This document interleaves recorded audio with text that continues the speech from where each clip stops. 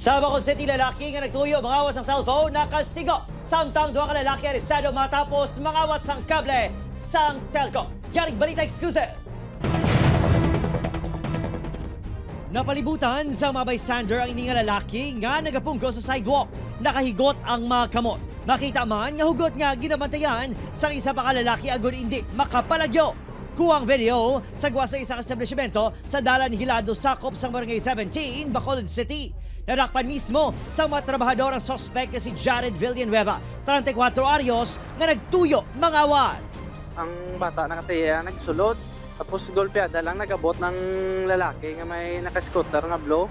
Kuha ko niya tanin yung cellphone kag kwarta, nakita sang tomboy. Antes na kuha ang video, ginsapoting lalaki bago nagtuyo pa nga magpalagyo. Nagdumugay kasi sila nga duwa sa tungang karsada. Moto ding butangan na sa dayon kay bultay ang likod niya. Ang lalaki na sir nangawat man na sa biyak nga tiyanggi man. Gilayon yung impresong suspect apang ginhilway matapos naglaps ang reglementary period.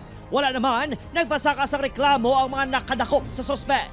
Hindi man na siya maglapaw, pwede man Japon ang aton nga complainant mag-file sang complaints against iya. Panugyan naton sa mga nagatuyo no nga magbuhat sang krimen. Not all the time ara sa inyo ang ginatawag nga tsansa nga makapalagyot.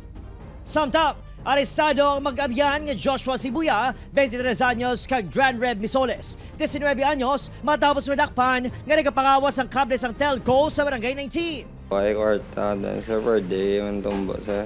Ano? Per day man pa na or Scatter or ano? scatter sir. Or tumbo man sa dala lang sir. Perdi sa panahon sa tumbo. Do time lang itong nakuha naman. Napasaka na sila sang reklamo nga theft.